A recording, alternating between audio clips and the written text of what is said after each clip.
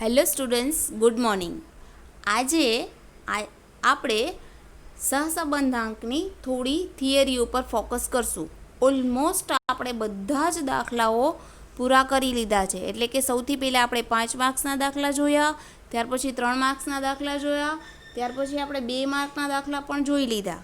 હવે આપણે ફોકસ કરવાનું છે થિયરી ઉપર. એટલે કે ચેપ્ટરમાં જે કાંઈ થોડી ઘણી થિયરી રહી ગઈ છે 1 માર્કરમાં પૂછી શકે, એટલે કે યા તો ફિર MCQમાં પૂછી શકે, એ ટાઈપની થિયરી ઉપર આપણે 2 લેક્ચર લઈશું. તો આજનો લેક્ચર આપણો ઓલમોસ્ટ સંપૂર્ણ થિયરી ટાઈપનો છે. ઓકે, સૌથી પહેલાં આપણે લઈએ છીએ સહસંબંધાંકના ગુણધર્મ. આ ગુણધર્મ એક સાથે તમને નહીં પૂછી લે. એકચ્યુઅલી સહસંબંધાંકના 5 ગુણધર્મ છે, પણ એ 5 ગુણધર્મમાંથી કોઈ એક ઉપાડી અને યા તો MCQમાં પૂછે યા ફિર તમને 1 માર્કરમાં પૂછે. એ 5 ગુણધર્મ એવા છે કે જેને ડિપેન્ડ્સ તમે દાખલા કરો છો. એ ઓલમોસ્ટ બધા દાખલાઓમાં ક્યાંક ને ક્યાંક એના એકાદ ગુણધર્મનો સમાવેશ થઈ ગયેલો હોય છે. હવે પહેલા ગુણધર્મ ઉપર ફોકસ કરીએ. એમાં કહ્યું છે સહસંબંધાંકની કિંમત. 1 નંબરનો સહસંબંધાંકની કિંમત શું છે? -1 થી +1 વચ્ચે. MCQમાં પૂછાય છે કે સહસંબંધની વેલ્યુ નીચેનામાંથી કોઈ એક છે. એટલે કે તમને ચારેય ઓપ્શન્સ ABCD એ તમને આ રીતે સિમ્બોલિકલ આપ્યા હોય તો કે સહસંબંધાંકની કિંમત. તમે આટલા બધા દાખલા કર્યા એટલે તમે એક ઓબ્ઝર્વેશન તો કરી જ શકો કે આખો 5 માર્કનો દાખલો આખા પેજનો કર્યા પછી જવાબ આવે 0.92, યા જવાબ આવે -0.65, યા જવાબ આવે આપણો 0.07. ઇટ મીન્સ કે કોઈ દાખલામાં 5 પોઈન્ટ સમથિંગ કે 2 પોઈન્ટ સમથિંગ કે -3 પોઈન્ટ સમથિંગ આવ્યો નથી. એટલે પહેલો જ ગુણધર્મ તમને સહસંબંધનો દાખલો ગણતરી કરતી વખતે એનો આન્સર શું આવશે એના ઉપર છે. તો કે એનો આન્સર છે ઓછામાં ઓછો -1 આવે. એટલે કે -1 થી આગળ જાય નહીં. એવી જ રીતે વધુમાં વધુ એનો આન્સર 1 આવે. એટલે 1 થી વધારે હોઈ શકે નહીં. જો તમારા દાખલામાં સહસંબંધનો 5 માર્કનો, 2 માર્કનો કે 3 માર્કનો દાખલો ગણતી વખતે -1 થી ઓછું કે +1 થી વધુ જો આન્સર આવે તો તમારે સમજી લેવાનું કે તમારો દાખલો 110% ખોટો છે. કારણ કે એનો પહેલો ગુણધર્મ બતાવે છે કે સહસંબંધની કિંમત -1 થી ઓછી અને -1 થી વધુ અને +1 થી ઓછી હોય. ફાઇન. હવે આપણે જો MCQમાં પૂછે તો એ આ રીતે જે આપણને બતાવ્યું છે એ જોઈ શકો છો તમે કઈ રીતે બતાવ્યું છે. વેલ્યુ કેટલી આપી છે? -1 થી R ક્યાં સુધી? 1 સુધી. ક્લિયર? હવે કોઈક સંજોગોમાં તમને ડાયવર્ટ કરવા માટે નિશાની ચેન્જ કરી નાખે, ગ્રેટર ધેનને મૂકી દે. 1 થી કોણ ગ્રેટર છે? 0. ત્યાંથી કોણ લેસ ધેન છે? -1. આ રીતે પણ કિંમત મૂકે તો સોરી સિમ્બોલ ચેન્જ થઈ ગયો. ઓકે, હા, ક્યારેક 1 પછી ગ્રેટર ધેન શું આવશે? R. પછી નિશાનીઓ થઈ ગઈ ચેન્જ કે ભાઈ 1 થી કોણ નાનું છે? R થી કોણ નાનું છે? -1. આ રીતે પણ નિશાનીઓ બદલીને પણ પૂછી શકે. જો નિશાની બદલી છે તો 1ની પોઝિશન પણ બદલાઈ ગઈ છે અને -1ની પોઝિશન પણ અહીંયા બદલાઈ ગઈ છે. ઓકે, એટલે ખાસ ધ્યાન આપો. અહીંયા 0 બી ઇન્ક્લુડ કરી દેશે, બીજી કોઈ કિંમતો ઇન્ક્લુડ કરીને તમને 4 ઓપ્શન બનાવીને આપશે. પણ આપણે એક જ ફોકસ કરવાનું છે કે આરની વેલ્યુ સહસંબંધાંકની કિંમત ઓછામાં ઓછી કેટલી? -1 અને વધુમાં વધુ કેટલી?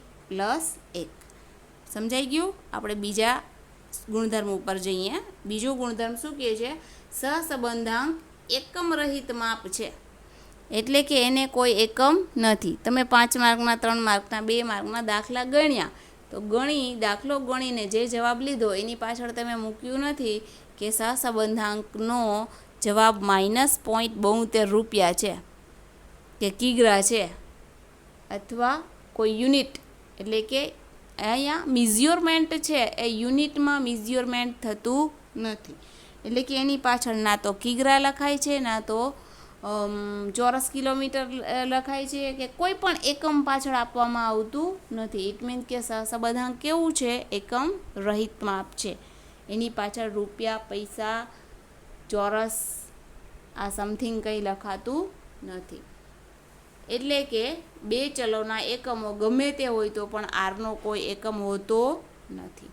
ફાઇન. ત્રીજો ગુણધર્મ આપણે જોઈએ. શું કીધું છે ત્રીજા ગુણધર્મમાં? એક્સ અને વાય વચ્ચેનો સહસંબંધાંક, વાય અને એક્સ વચ્ચેનો સહસંબંધાંક આ કેવા છે? સરખા.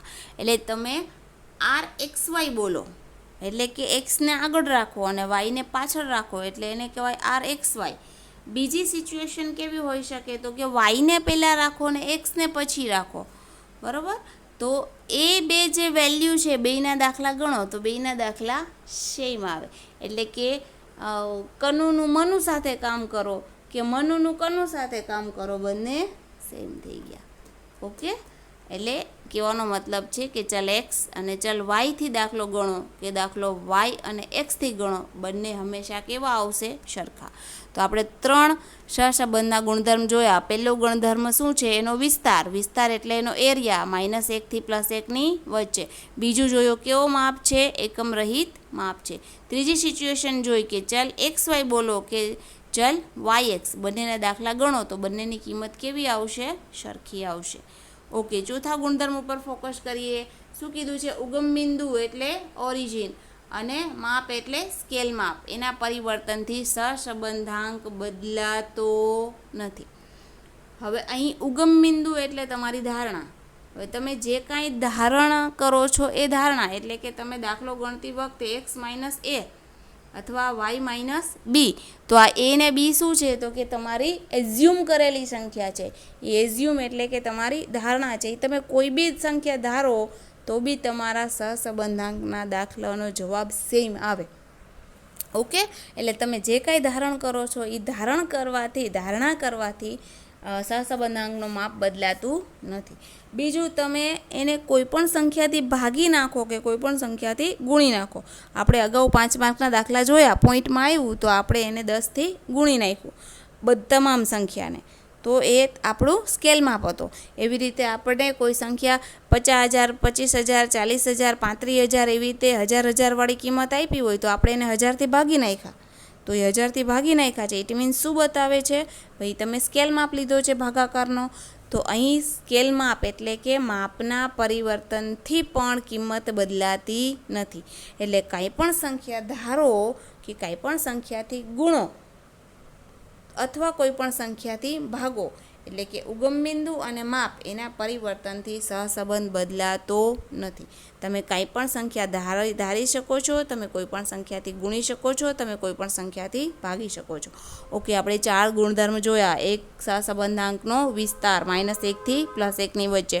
બીજું જોયું કેવું માપ છે? એકમ રહિત માપ છે. ત્રીજું આપણે જોયું, શું જોયું? તો કે ચલ એક્સ વાય અને ચલ વાય એક્સ, આ બંનેના સહસંબંધાંક છે એ કેવા આવશે? સરખા આવશે. અને 4th જોયું કે એનું માપ છે ઉગમ બિંદુ કે માપના પરિવર્તનથી સહસંબંધાંક બદલાતો નથી. 5મું અને ઇમ્પોર્ટન્ટ, અહીં સ્ક્રીન ઉપર તમને બતાવે છે 5મો ગુણધર્મ. શું બતાવે છે? આર કૌંસમાં -xy બરાબર -r x y. આરની વેલ્યુ બતાવે છે, નીચે લખ્યું છે, જુઓ અહીંયા. શું બતાવે છે અહીંયા? આરમાં અહીંયા એક્સ છે એ કેવો બતાવે છે? માઇનસ. તો એને બરાબર આર કેવો થઈ જાય? તો કે માઇનસ થઈ જાય, બરાબર. નીચે બીજી પોઝિશન બતાવે છે જેમાં તમને વાય માઇનસ બતાવે છે, તો આર કેવો થઈ જાય છે? માઇનસ થઈ જાય છે. પહેલી સિચ્યુએશનમાં શું હતું? એક્સ માઇનસમાં, તો આર કેવો? માઇનસ. બીજી સિચ્યુએશનમાં વાય માઇનસ, તો આર કેવો? માઇનસમાં. ત્રીજી સિચ્યુએશન બતાવે છે એક્સ એ માઇનસ, વાય પણ માઇનસ, તો કે આર કેવો થઈ જાય? પ્લસ.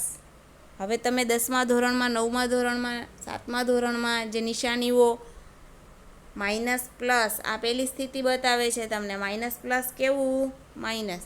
બીજી સ્થિતિ બતાવે છે પ્લસ માઇનસ શું? તો કે માઇનસ. ત્રીજી સિચ્યુએશન બતાવે છે માઇનસ માઇનસ શું, તો કે પ્લસ. યાદ આવી ગયો નિયમ? ઓકે, એટલે અહીં તમારે એને સહસંબંધમાં એપ્લાય કરવાનો છે. પહેલામાં તમારે એક્સ માઇનસ બતાવ્યો, વાય શું બતાવ્યો? પ્લસ. તો તમારો આન્સર આર શું મળ્યો? માઇનસમાં. બીજી સ્થિતિમાં તમને એક્સ પ્લસમાં બતાવ્યો છે, વાય માઇનસમાં બતાવ્યો છે, તો આર કેવો? માઇનસ. ત્રીજી સ્થિતિમાં એક્સ એ માઇનસ, વાય એ માઇનસ, તો આર કેવો? પ્લસ. ખ્યાલ આવી ગયો? બેમાંથી કોઈ એક માઇનસ તો શું કરવાનું? માઇનસ. અને બંને માઇનસ તો પ્લસ. બંને પ્લસ તો શું? તો કે પ્લસ. ઓકે, નિયમ યાદ રહી ગયો? ફાઇન. તો આ ગુણધર્મ ઉપરથી તમને MCQમાં યા તો 1 માર્કરમાં દાખલાઓ પૂછાય છે. એટલે એક એક્ઝામ્પલ નંબર 29 છે. એ એક્ઝામ્પલ 29 તમને આ રીતનું બતાવ્યું છે. એટલે મેં અહીં ગુણધર્મ 5 ઉપરથી કેવા દાખલા પૂછાઈ શકે એ ટાઈપનું લખ્યું છે. ઉદાહરણ 29 છે. જો બે ચલ એક્સ અને વાય વચ્ચેનો સહસંબંધાંક શું આપ્યું? સહસંબંધાંક આર. કેટલો આપ્યો છે? 5. એટલે અહીં તમને આર આપ્યો છે. કેટલો આપ્યો છે? 5. તો નીચેની કિંમત શોધો. પહેલી સ્થિતિ આપી છે, જુઓ પહેલી સ્થિતિ ઉપર ખાસ ધ્યાન આપો. આર કૌંસમાં એક્સ, વાય કેવો આપ્યો? માઇનસમાં.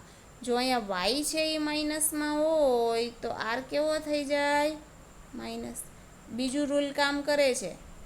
ઓકે, એક સ્થિતિ માઇનસ. કોની સ્થિતિ માઇનસ છે? વાયની. તો આરની સ્થિતિ કેવી થઈ જશે? માઇનસ. મળી ગયો આન્સર તમને પહેલી સ્થિતિનો.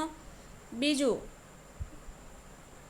શું કીધું છે? બીજામાં આર માઇનસ એક્સ વાય. હવે આમાં શું બતાવ્યું છે? એક્સ માઇનસ બતાવ્યો છે. હવે જો એક સ્થિતિ માઇનસ હોય તો આર કેવું થઈ જશે? માઇનસ. ફરીથી જોઈએ બીજો દાખલો. શું બતાવ્યું છે બીજા દાખલામાં?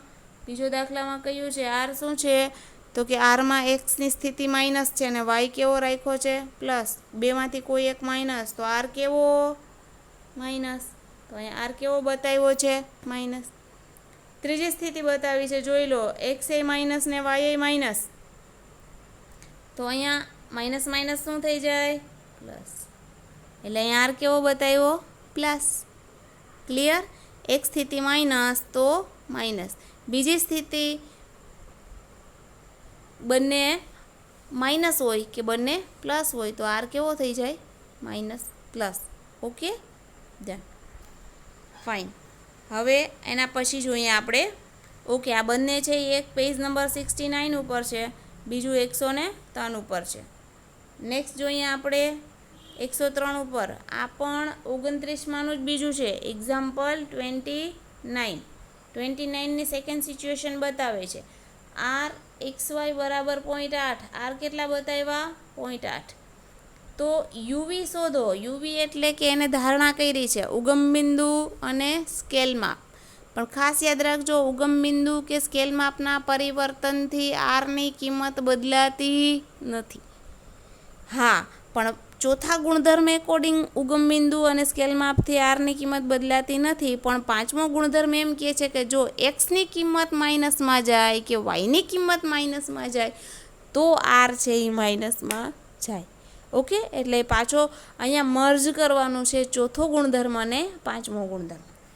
તો શું બતાવે છે? પહેલામાં પહેલું એમ કહે છે કે એક્સ યુ બરાબર એક્સ માઇનસ 10. જો 10 છે એ માઇનસ છે પણ એક્સ કેવો છે? પ્લસ. એટલે સ્થિતિ એવી ને એવી જ રહેવાની છે. વાય પ્લસ 10, તો વાય એ પ્લસમાં છે અને 10 એ પ્લસમાં છે. એટલે એકમને તો જોવાના જ નથી, આંકડાઓને જોવાના જ નથી, તમારે તો ચલને જ જોવાના છે કે તમારી ચલની સ્થિતિ શું છે. તો કે ચલની સ્થિતિ એક્સ અને વાય બંને કેવા છે? પ્લસ. તો આર કેવો છે? તો કે જેવો છે એવો ને એવો જ રહીએ. એટલે આર કેવો રહીએ? 0.8. આર કેવો રહેશે? 0.8. ઓકે, બીજી સ્થિતિ જુઓ. બીજી સ્થિતિમાં શું કીધું છે? તો કે ભાઈ અહીંયા એક્સ છે -5/3. વી બરાબર 2y + 7. અહીં એક્સ, તમારે તો એક્સ ને વાયની સ્થિતિ જોવાની છે. એક્સ કેવો છે? પ્લસ. વાય કેવો છે? પ્લસમાં. ઓકે, ગુણાકાર ભાગાકાર સરવાળા બાદબાકીથી કંઈ લેવા દેવા જેવું છે નહીં, એટલે એને ધ્યાન લેતા નહીં. તો આર કેવો રહેશે અહીંયા ભાઈ? તો કે જે સ્થિતિમાં છે એમ જ રહેશે. થર્ડ સિચ્યુએશન જોવો, 2x ઓછા 3 અને 10 ઓછા y. જોયું? અહીં એક્સની સ્થિતિ જોઈ લો, એક્સ કેવો છે? જેમ છે એમ પ્લસમાં જ. વાયની સ્થિતિ જોવો, શું છે? 10 માઇનસ વાય. વાય કેવો આવી ગયો? માઇનસમાં. વાય માઇનસમાં આવે, જો વાય માઇનસમાં આવે તો તમારે શું કરવાનું રહેશે? માઇનસ. બરાબર? એટલે આ સ્થિતિમાં તમારા આર કેવા થઈ ગયા? -0.8. શું કામ -0.8 થયા આર? તો કે ભાઈ વાય છે એ એક માઇનસમાં છે એટલા માટે. જુઓ અહીંયા નેક્સ્ટ એના પછી 5 - x અને પછી છે 3 + y. તો આ ચોથા દાખલામાં x છે એ માઇનસ છે, y છે એ પ્લસ, એટલે ફરીથી આર કેવો આવી ગયો? માઇનસ. બેમાંથી એક છે એ માઇનસમાં છે. લાસ્ટ સિચ્યુએશન શું છે? તો કે 20 - x ને 20 - y. x એ માઇનસમાં, y બી માઇનસમાં, બંને માઇનસ માઇનસ, તો આર કેવો થઈ જાય? પ્લસ. તો લાસ્ટ સિચ્યુએશન શું બતાવે છે? આર કેવો આવ્યો? 0.8. 0.8 કેવો છે? ઓકે, 103ના પેજ ઉપર એક્ઝામ્પલ છે. આવા સ્વાધ્યાયમાં એક પણ દાખલા નથી, એટલે હોમવર્કમાં આપ્યું નથી. ઓકે, નેક્સ્ટ જોઈએ. ક્યારેક તમને 1 માર્કમાં થિયરી પૂછી લે, કાર્લ પિયર્સનના સહસંબંધાંકની ધારણાઓ જણાવો. તો ભાઈ કાર્લ પિયર્સનની ધારણા બે જ છે. એક, બે ચલ વચ્ચે, બે ચલ એટલે કોણ? એક્સ અને વાય. વચ્ચે તમારે ધારી જ લેવાનું છે કે કેવો સંબંધ છે? સુરેખ સંબંધ છે. ચેપ્ટરનું નામ જ છે સુરેખ સંબંધ. એટલે કાર્લ પિયર્સનનું પહેલી ધારણા શું થશે? તો કે બંને વચ્ચે સુરેખ સંબંધ છે. આવું તમારે ધારીને જ કામ કરવાનું છે. બીજી શું ધારણા છે? તો કે બે ચલ વચ્ચે કાર્યકારણનો સંબંધ છે. કાર્યકારણનો સંબંધ આપણે ડીપલી પછી સમજશું. થોડું ઘણું તમે 11મા સ્ટાન્ડર્ડમાં ઇકોનોમિક્સમાં અને સ્ટેટિસ્ટિકમાં શીખી જ ગયા છો, પણ છતાંય આપણે કાર્યકારણના સંબંધને થોડો આગળ જોશું પછી. તો અત્યારે તમારે ધારી લેવાનું છે કે બે ચાલ વચ્ચે કેવો સંબંધ છે? કાર્યકારણનો સંબંધ છે. કાર્યકારણનો સંબંધ એટલે કે વરસાદ આવે તો અનાજનું ઉત્પાદન થાય અને વરસાદ ના આવે તો અનાજનું ઉત્પાદન ના થાય. તો આમાં વરસાદ અને અનાજ, આમાં કારણ કોણ છે? તો કે વરસાદ. કાર્ય શું થાય? વરસાદ આવે તો અનાજનું ઉત્પાદન થાય. ક્લિયર થઈ ગયું? તો કાર્યકારણ એટલે કારણ કોણ? તો કે વરસાદ. કાર્ય કોણ? તો કે અનાજનું ઉત્પાદન. કેટલી કલાક તમે વાંચો છો એ સમયના કલાકો, અને જો જેમ સમયના કલાકો વાંચનના વધે એમ માર્ક્સ વધુ આવે, જેમ વાંચનના કલાકો ઓછા એમ માર્ક્સ ઓછા આવે. તો આમાં કાર્ય શું છે? તો કે ભાઈ માર્ક્સ આવવા. અને કારણ શું છે? તો કે વાંચનનો સમય. તો વાંચનનો સમય એ કારણ છે ને માર્ક્સ આવવા એ કાર્ય છે. તો બંને વચ્ચે કેવો સંબંધ છે? કાર્યકારણનો સંબંધ છે. અકાઉન્ટની ભાષામાં આપણે કહીએ યંત્રનો વપરાશ અને કામના કલાકો.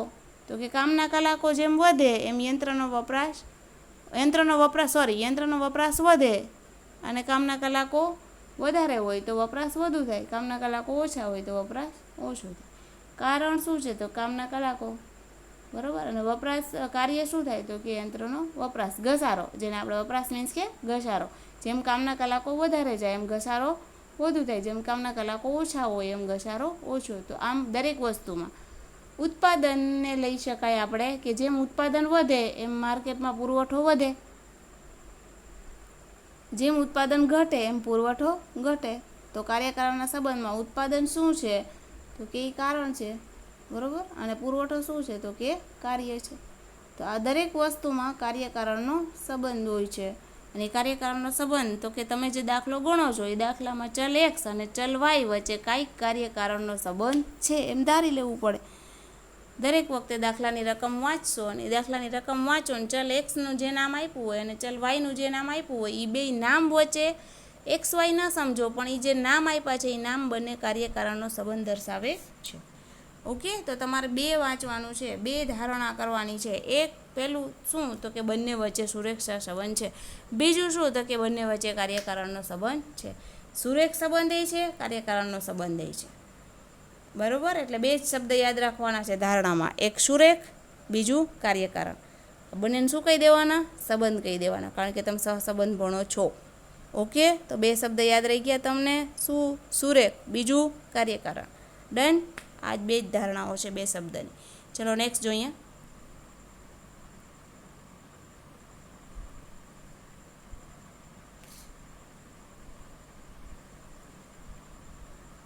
ઓકે, શું બતાવે છે અહીંયા? અર્થઘટન બતાવે છે. શેનું અર્થઘટન છે અહીંયા? તો કે આરનું અર્થઘટન. હવે આરના અર્થઘટનમાં શું કીધું છે? આર બરાબર 1. આર બરાબર 1 ક્યારે થાય? તો કે બે ચલ વચ્ચે સંપૂર્ણ ધન સહસંબંધ હોય, એટલે કે એક ચલની કિંમતમાં થતા વધારાના લીધે બીજા ચલની કિંમતમાં વધારો થતો હોય તો આર કેવા કહી દેવાના? ધન સહસંબંધ કહી દેવાનું. ઓકે, એટલે કે એક ચલ વધે તો બીજું ચલ વધે, એક ચલ ઘટે તો બીજું ચલ ઘટે, તો આને આર બરાબર 1 કહેવાય. એટલે વધારો થાય તો બેયમાં વધારો થાય, ને ઘટાડો થાય તો બેયમાં ઘટાડો થાય. તો આપણે હમણાં યંત્રને વપરાશને ઘસારો કહ્યું, તો જે વધારો થાય એ રીતે બંનેમાં એકસાથે વધારો થાય.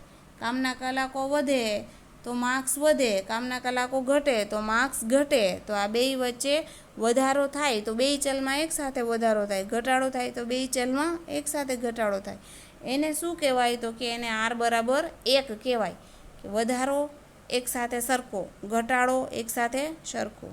ઓકે, એને કહેવાય આર બરાબર 1. હવે બીજું છે આર બરાબર -1. શું કહેવાય? આર બરાબર બે ચલમાં, એક ચલમાં વધારો થાય તો બીજા ચલમાં શું થઈ જાય? ઘટાડો. એક ચલમાં ઘટાડો થાય તો બીજા ચલમાં શું થઈ જાય? વધારો. ક્રોસિંગ થાય, એક વધે તો બીજું ઘટે, એક ઘટે તો બીજું વધે. તો એને શું કહેશું આપણે? આર બરાબર -1. એટલે બે વચ્ચે વિરુદ્ધ સંબંધ છે. જો સમાન સંબંધ હોય તો આર બરાબર 1, વિરુદ્ધ સંબંધ હોય તો આર બરાબર -. માંગ અને પુરવઠામાં જે તમે શીખ્યા હતા, માંગનો સંબંધ કિંમત સાથે કેવો છે? વ્યસ્ત છે. તો એ અહીંયા આર બરાબર -1 બતાવે છે. અને પુરવઠાનો સંબંધ કેવો છે? સમાન છે, તો એ સરખો બતાવે છે. તો એ કેવો સંબંધ બતાવે છે? ધન. તમે ઇકોનોમિક્સમાં ભણ્યા છો ને, માંગની ઢાળ કેવો હોય? ઋણ ઢાળવાળો હોય. પુરવઠાનો ઢાળ કેવો હોય? તો કે ધન ઢાળ હોય. આ બસ અહીંયા ધન ને ઋણ એ જ છે. ઓકે, અને નેક્સ્ટ આપ્યું છે આર બરાબર 0નું અર્થઘટન. એટલે કે બે ચલ વચ્ચે સહસંબંધનો અભાવ હોય, સહસંબંધ બંને ચલ વચ્ચે કામ કરતું ન હોય, કે એક ચલને વધારા બીજા ચલના ઘટાડા સાથે, કે એક ચલના વધારા તો વધારો ને ઘટાડો તો ઘટાડો, આવો નિયમ લાગુ ન પડતો હોય ને બે ચલ વચ્ચે જો કાંઈ સંબંધ ના હોય તો એને સહસંબંધનો અભાવ છે એમ કહેવાય. એટલે બે ચલ વચ્ચે સુરેખ સંબંધ નથી. ઓકે, તો આર બરાબર શું થઈ જાય? તો કે એ 0ની નજીક વેલ્યુ હોય. ક્લિયર? તો આ 3 એનું અર્થઘટન હતું. નેક્સ્ટ, આંશિક સહસંબંધાંક. આંશિક સહસંબંધાંક એટલે શું? તો કે આરની વેલ્યુ છે એ 0 થી 1ની વચ્ચે હોય, પ્લસ અથવા તો -1 થી 0ની વચ્ચે. એટલે આરની કિંમત 0 થી લઈને ક્યાં સુધી જાય? 1 સુધી. અને આરની વેલ્યુ -1 થી ક્યાં સુધી જાય? તો કે 0 સુધી. તો એમાં આંશિક કહેવાય. હવે આંશિકમાં પાછું તમારે નક્કી કરવું પડે કે એ 0ની નજીક છે કે 1ની નજીક છે. જો 1ની નજીક હોય, +1ની નજીક હોય તો એ ધન નજીક જાય છે એમ કહેવાય, સંપૂર્ણ ધનની નજીક જાય છે. અને -1ની બાજુમાં આવતો હોય તો શું કહેવાય? સંપૂર્ણ ઋણ છે એવું કહી શકાય. અને 0ની નજીક આવે તો બંને વચ્ચે બહુ નજીવો સંબંધ છે અથવા તો સહસંબંધ નથી એવું દર્શાવવા. ઓકે, નેક્સ્ટ જોઈએ શું કહ્યું છે. અહીંયા તમને ચાર્ટ બનાવીને બતાવ્યો છે. ચાર્ટમાં શું બતાવે છે? અહીંયા તમને આરની અર્થઘટન કહે છે. આરનું અર્થઘટન શું લેવાનું છે તમારે આરના અર્થઘટનમાં? તો કે અહીંયા 0 વેલ્યુ, 0 થી આ બાજુ જાય તો શું હોય? માઇનસ. સંખ્યા રેખા યાદ છે ને, 0 થી આ બાજુ જાય તો +1. હવે 0 હોય તો આપણે શું કહેવાનું? સુરેખ સહસંબંધનો અભાવ. એક બાજુ જતું હોય તો એને ધન કહેવાનું, કારણ કે એ ધન સંખ્યા છે. તો સહસંબંધ એક જ હોય, પરફેક્ટ એક હોય તો શું કહેવાનું? સંપૂર્ણ ધન સહસંબંધ. જો એ પરફેક્ટ -1 હોય તો એને શું કહેવાનું? સંપૂર્ણ ઋણ. પરફેક્ટ 1 હોય તો સંપૂર્ણ ધન, પરફેક્ટ ઋણ હોય તો -1 હોય તો ઋણ. પણ જો આ વચ્ચેનો હોય એટલે કે -1 થી લઈને 0 સુધી તો આને શું કહેવાય? આંશિક. આને આ બંનેની વચ્ચે હોય તો શું કહેવાનું? આંશિક. જો જેમ 0ની નજીક આવતું જાય, જેમ વેલ્યુ 0ની નજીક આવે એમ શું કહેવાનું? ઓછો ગાઢ. જેમ આ બાજુ 0ની નજીક આવતું જાય એમ શું કહેવાનું? ઓછો ગાઢ. જેમ 1ની નજીક જતું જાય અહીંયા શું કહેવાનું? વધુ ગાઢ. જેમ -1ની વચ્ચે આવતું જાય એમ શું કહેવાનું? વધુ ગાઢ. નજીક આવે તો, બાકી પરફેક્ટ 1 આવે તો સંપૂર્ણ ધન, પરફેક્ટ -1 આવે તો સંપૂર્ણ ઋણ, પરફેક્ટ 0 આવે તો સહસંબંધનો અભાવ. ઓકે, હવે આ વસ્તુ આપણે પછી દાખલામાં જોઈ લઈશું. 70ના પેજ ઉપર આ વસ્તુ છે. ઓકે, કાર્લ પિયર્સન નેક્સ્ટ છે. કાર્લ પિયર્સનની રીતના ગુણ અને મર્યાદા. આપણે કાર્લ પિયર્સનની રીત 5 માર્કના દાખલા, 2 માર્કના, 3 માર્કના દાખલા જોયા. એના ગુણ તમને ક્યારેક થિયરીમાં પૂછી લે અથવા આમાંથી 1 માર્કર પૂછી શકે. તો એક વાક્યમાં શું પૂછી શકે? તો કે બે ચલ વચ્ચે, ઓકે, પહેલું શું છે? બે વચ્ચે સંબંધ કેવી છે? ઘનિષ્ઠતા જાણવાની. બીજું તો કે સૌથી પ્રચલિત રીત કઈ છે? તો કાર્લ પિયર્સનનું નામ દેવાનું.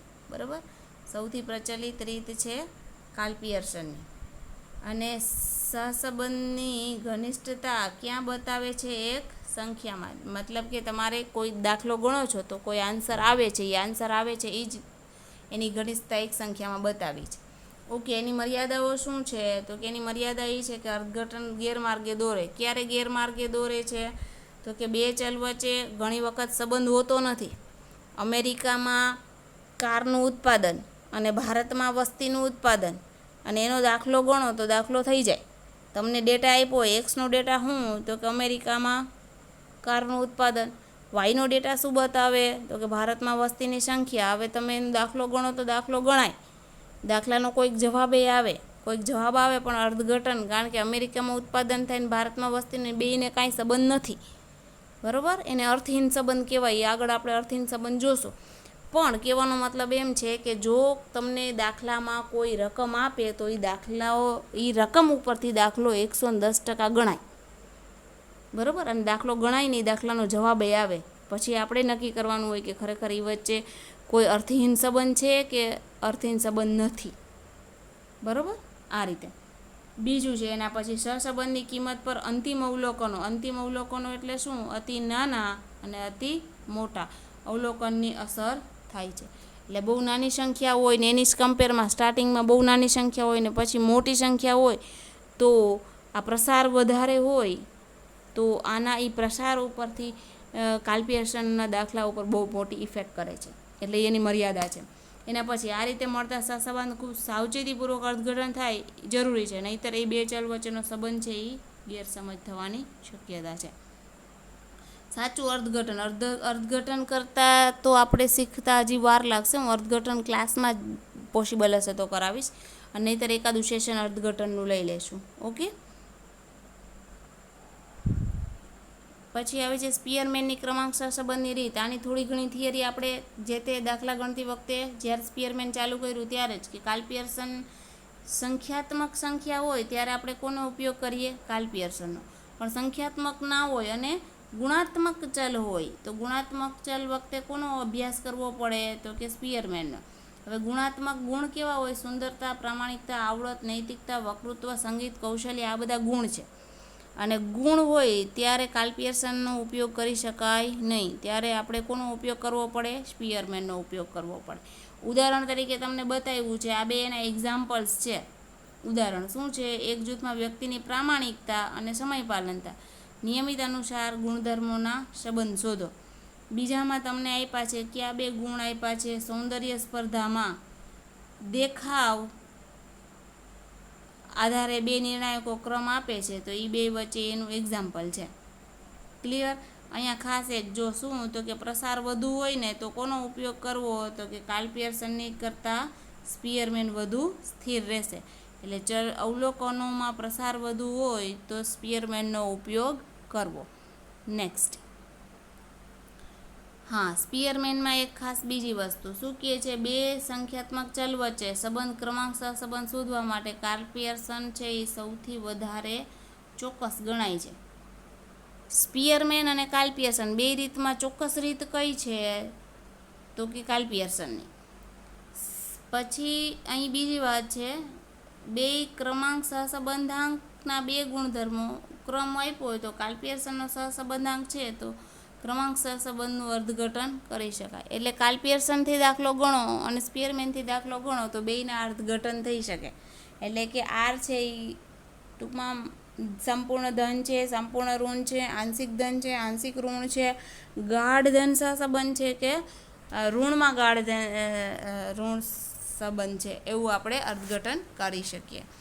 ઓકે, અને આ મોસ્ટ ઇમ્પોર્ટન્ટ સૌથી આઈએમપી વસ્તુ છે. આ વખતે 2020ના માર્ચના પેપરમાં જો 1 માર્કના દાખલામાં એટલે કે જે લોકોને 99 માર્ક્સ આવ્યા છે, 100 માર્ક પૂરા નથી આવ્યા, તો એ આને લીધે પૂરા નથી આવ્યા.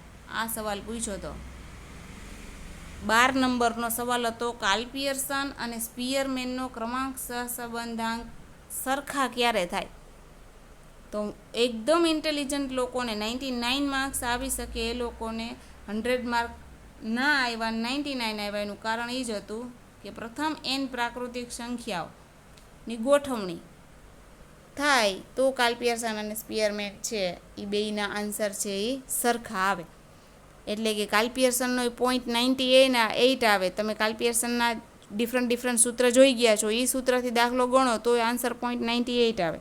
સ્પીયરમેનનું સૂત્ર પણ તમે જોયું છે ને, એ સૂત્રથી દાખલો ગણો ને એનોય જવાબ 0.98 ક્યારે આવે તો કે n પ્રાકૃતિક સંખ્યાઓની ગોઠવણી હોય ને તો કાર્લ પિયર્સનની રીત ને સ્પીયરમેનની રીતથી દાખલાનો જવાબ સરખો આવે, નહીંતર સરખો આવે નહીં. ઓકે, એટલે આ 1 માર્કનો થિયરીમાં અંદરથી પૂછેલો સવાલ હતો અને બાળકો આન્સર આપી શક્યા નહોતા મોસ્ટ ઓફ. ઓકે, પછી આવે છે અવલોકનોમાં ગાંઠ. જ્યારે અવલોકન સમાન હોય, આપણે જોઈ ગયા છે એકવાર, પણ છતાંય આપણે એની થિયરી જોઈ લઈએ. ટાઈ ક્યારે પડે છે તો કે ટાઈ ચલ એક્સ અને વાયના અવલોકનો અમુક કિંમતો સમાન હોય અને એને ક્રમ આપવામાં સમસ્યા ઉદ્ભવે તો આ સમાન અવલોકનો છે એને શું કહેશું? ટાઈ, ગાંઠ. તમે દાખલા જોઈ ગયા છો, દાખલાને એક્સમાં ક્રમ આપતી વખતે 30 નંબર 3 વખત આવી જાય તો ટાઈ પડી કહેવાય, બરાબર? એટલે ચલ એક્સમાં કિંમત રેન્ક આપો અથવા વાયમાં રેન્ક આપો અને જો અવલોકનમાં ટાઈ પડે તો આપણે એને શું કહેશું? ટાઈ પડી એમ કહેવાય. Okay, next. અહીંયા એમસીક્યુ માટે 3 પોઝિશન બતાવી છે. શું પોઝિશન છે અહીંયા? પહેલું કે આરએક્સ અને આરવાયના તફાવતનો સરવાળો હંમેશા શૂન્ય થાય છે. એટલે કે સિગ્મા ડી બરાબર, જો આ સિગ્મા ડી છે એ 0 હોય તો સરવાળો કેવો થઈ જાય? 0. બીજું, આર એક્સ બરાબર આર વાય થાય તો દરેકની કિંમત શું થાય? 0. તો સિગ્મા ડી સ્ક્વેર શું થાય? તો 0. આરની કિંમત શું થાય? તો કે 1. શું કામ? તો કે 1 - 6 સિગ્મા ડી સ્ક્વેર શું આવ્યા? 0 છેદમાં n સ્ક્વેર જે કાંઈ હોય તો આ 6 છે એ 0 ને ગુણે એટલે શું થઈ જાય? વેલ્યુ 0. 1માંથી બાદ કરો તો આન્સર શું આવે? 1. હવે એ જ આરની કિંમત 1 છે. એટલે સિગ્મા ડી સ્ક્વેર 0 તો આર કેવો? 1.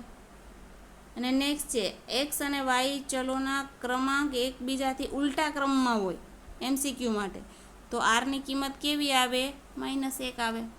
ઉલટા ક્રમમાં હોય તો અહીંયા હોય એક ક્રમ આપો છો એક્સમાં, ત્યારે પહેલાં 1 આવે, પછી 5, પછી જ્યાં 5 ક્રમ આવ્યો હોય 1 આવે, અહીંયા 2 ને 4 આવ્યા હોય, પછી 4 ને 2, તો આને ઉલટા કહેવાય. 1માંથી બાદ કરો ત્યારે કેવા હોય? -4. 1માંથી 5માંથી 1 બાદ કરો તો કેવા હોય? +4. ઓકે, એટલે આ માઇનસ પ્લસ બધું 0 0 થતું આવે તો કેવા થઈ જાય? -1. આર કેવો આવે? -1. ફાઇન, આને કહેવાય ક્રમ ઉલટા હોવા. ઓકે, નેક્સ્ટ જોઈ લ્યો સ્પીયરમેનના ક્રમાંક સહસંબંધની રીત. આ રીત સમજવામાં શું છે? ગુણ. કેવી છે? સરળ. કાર્લ પિયર્સનના સહસંબંધની ગણતરી કરતા કેવી છે? સહેલી છે. એટલે કમ્પેરમાં કાર્લ પિયર્સનની કમ્પેરમાં રીત સહેલી છે. ક્યાં વપરાય છે? મોસ્ટ આઈએમપી માહિતી ગુણાત્મક હોય ત્યારે. પછી બીજી સિચ્યુએશન શું છે? તો કે પ્રસાર વધુ હોય. આ બે સ્થિતિ ખાસ યાદ રાખજો. એક વાક્યમાં લખવામાં માહિતી ગુણાત્મક હોય ત્યારે અને પ્રસાર વધુ હોય ત્યારે કોનો ઉપયોગ થાય? સ્પીયરમેનની ક્રમાંક સહસંબંધાંકની રીતનો ઉપયોગ થાય. બે શબ્દ ભૂલતા નહીં, માહિતી ગુણાત્મક હોય અથવા પ્રસાર વધુ હોય. ઓકે, મર્યાદામાં જોઈ લઈએ ફટાફટ. શું કહે છે? તો કે મૂળ કિંમતને બદલે ક્રમનો ઉપયોગ કરવાનો હોય તો કેટલીક માહિતી છે એ શું થઈ જાય? ઓટોમેટિક લોપ થઈ જાય, એટલે કે નીકળી જાય. તો સહસંબંધાંક કેવો મળે? ચોક્કસ મળતો નથી. બીજું, અવલોકનની સંખ્યા વધુ હોય અને ક્રમ, માનો કે 1000 સંખ્યા હોય તો ક્રમ આપવો ક્રિટિકલ થઈ જાય. બરાબર? ક્રમ આપતા આપતા પાગલ થઈ જવાય અને દાખલાનો આન્સર ના આવે. એટલે જ્યારે માહિતી વધારે વિશાળ ડેટામાં હોય તો ક્રમ આપવાનું કામ અઘરું થઈ જાય, ત્યારે આ રીત વપરાય નહીં. અને એના પછી લાસ્ટ છે, માહિતી દ્વિચલ વિતરણ સ્વરૂપમાં હોય, એટલે કે એક કરતાં વધારે ચલ હોય. દ્વિચલ એટલે બે ચલ કે બેથી વધુ, બહુચલીય કહી શકાય. તો એવા સમયે આવી રીતનો ઉપયોગ કરવો હિતાવહ નથી. એટલે આ 3 એની મર્યાદાઓ છે.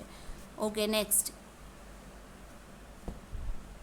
હા, સહસંબંધાંકનું અર્થઘટન. અર્થઘટન એટલે શું કરશું આપણે? તો કે ભાઈ સહસંબંધાંક એક ફક્ત સુરેખ ઘનિષ્ઠતાનું માપ બતાવે છે. કાર્યકારણના સંબંધને આપણે જોઈ ગયા છીએ. સાપેક્ષ ચલ, નિરપેક્ષ ચલ, આપણે કાર્યકારણ જે સમજ્યા હતા એ કાર્યકારણમાં કાર્ય શું છે? સાપેક્ષ ચલ છે. કારણ શું છે? નિરપેક્ષ ચલ છે. વરસાદ આવવું એ કારણ છે, તો વરસાદ શું છે? નિરપેક્ષ ચલ. અને અનાજનું ઉત્પાદન એ કાર્ય છે, તો એ કેવો ચલ છે? અનાજ ઉત્પન્ન થાય એ સાપેક્ષ ચલ છે. ઓકે, તો અહીં બીજો એક શબ્દ આપ્યો છે, અર્થહીન કે ભ્રામક સહસંબંધાંક. કેને કહેવાય અર્થહીનને? તો કે માર્ગમાં અકસ્માતની સંખ્યા. એક એક્ઝામ્પલ આપ્યું છે અને તુવેર દાળના ભાવની માહિતી. તમને દાખલો આપે કે એક્સમાં તુવેર દાળનો ભાવ છે અને વાયમાં માર્ગ અકસ્માતની સંખ્યા છે, તો આપણે એમ આન્સર આવે, માનો કે એક આવ્યો આન્સર, તો એમ ન કહી શકાય કે તુવેર દાળના ભાવ વધે તો માર્ગ અકસ્માતની સંખ્યા વધે ને તુવેર દાળના ભાવ ઘટે તો માર્ગ અકસ્માતની સંખ્યા ઘટે. અહીંયા તુવેર દાળ અને માર્ગ અકસ્માતને કોઈ રિલેશનશીપ નથી. તો આવા દાખલો ગણો તો આનો જવાબ આવે. ક્યારેક જવાબ 1 આવે, ક્યારેક 0.95 આવે, ક્યારેક 0.25 આવે. કોઈ પણ બે ડેટા આપ્યો હોય એક્સ અને વાયનો અને એનો દાખલો ગણાય તો એનો દાખલાનો જવાબ 110% આવે. પણ એનાથી આપણે કહી શકાય નહીં કે તુવેર દાળના ભાવ, અર્થઘટન ન કરી શકાય કે તુવેર દાળના ભાવ વધે તો માર્ગ અકસ્માતની સંખ્યા વધે અને તુવેર દાળના ભાવ ઘટે તો માર્ગ અકસ્માતની સંખ્યા વધે. ઓકે, એટલે આવા અર્થઘટનો થઈ શકે નહીં, કારણ કે બે ચલ વચ્ચે કાર્યકારણનો સંબંધ નથી. ઓકે, તો એને શું કહેવાય? તો કે એને અર્થહીન સહસંબંધ કહેવાય. નેક્સ્ટ, બીજું છે સાવચેતી. બીજી સાવચેતી શું રાખવાની છે? તો કે ક્યારેક બે ચલ વચ્ચે સહસંબંધ ન હોય છતાંય અન્યની હાજરી હોય. માનો કે અહીંયા તમને ઉત્પાદન કીધું છે, ચોખાનું શેરડીનું ઉત્પાદન માત્ર વરસાદ આધારિત નથી. ક્યારેક વરસાદ વધારે થઈ જાય, અતિશય વરસાદ થઈ જાય, પણ છતાંય હવામાન છે, એને સિંચાઈ કેવું મળે છે, એને ખાતર કેવું મળે છે. વરસાદ ન આવે પણ સિંચાઈ સરસ મળી જાય, હવામાન સરસ પ્રકારનું હોય, ખાતર સારું આપો, તો ઓબ્વિયસ છે કે ઉત્પાદન છે એ વધશે. એટલે કે કહેવાનો મતલબ કે એક વરસાદ જ કારણ હોતું નથી. વરસાદ સિવાય અન્ય ફેક્ટર્સ છે, એ અન્ય ફેક્ટરો પણ કામ કરે છે. Okay, done. એટલે તમે શું સાવચેતી રાખો? તો કે ભાઈ તમારા કારણ સિવાયના પણ બીજા ફેક્ટરો છે એ અસર કરતા હોય તો એ ધ્યાનમાં રાખવા પડે. થર્ડ છે આર બરાબર 0 હોય ત્યારે. ઓકે, એમ જેને આપણે કહ્યું હતું ને સહસંબંધનો અભાવ કહેવાનું. એમ નહીં કહેવાનું કે સુરેખ સહસંબંધ નથી. સુરેખ સહસંબંધ સિવાયના બીજા સંબંધો હોઈ શકે. એટલે આપણે એમ કહેવાનું કે અહીંયા સહસંબંધનો અભાવ છે. ઓકે, અને લાસ્ટ છે જે વિસ્તાર વર્ગ સમયગાળામાં, માનો કે મહારાષ્ટ્રમાં સહસંબંધાંક મળ્યો હોય તો ગુજરાતમાં સહસંબંધાંક મળી જાય એવું પોસિબલ નથી. એટલે એરિયા વિસ્તારો નજીકમાં હોય તો એકબીજાના ચલનો ઉપયોગ થઈ શકે. પછી કાશ્મીરના સહસંબંધાંકો છે એ કેરળમાં ઉપયોગમાં ના આવે. એવી રીતે 7 સિસ્ટર્સ છે, ઈસ્ટર્ન વેસ્ટર્ન, તો એ ઈસ્ટર્નના વેસ્ટર્નમાં કામ ના લાગે, વેસ્ટર્નના ઈસ્ટર્નમાં કામ ના લાગે. અમેરિકાના ડેટા છે ઇન્ડિયન કામ ના લાગે, ઇન્ડિયન ડેટા અમેરિકન કામ ના લાગે. એટલે વિસ્તાર છે, એરિયા છે, કયા ટાઈમે કામ કરેલું છે, કયા સમયે કામ કરેલું છે, પછી શિયાળાનો ડેટા ઉનાળામાં કામ ના આવે, ઉનાળાનો ડેટા છે એ ચોમાસામાં કામ ના આવે. એટલે બધી વસ્તુઓ, આ બધા ફેક્ટરો એવા છે કે જે ક્યારે ક્યાં કેવી રીતે ઉપયોગ કરેલું છે. ઓકે, એના પછી નેક્સ્ટ ઓકે ફાઇન. આટલી થિયરી આજે જોઈ ગયા છીએ. નેક્સ્ટ થિયરી આપણે નેક્સ્ટ લેક્ચરમાં જોઈશું. Good bye.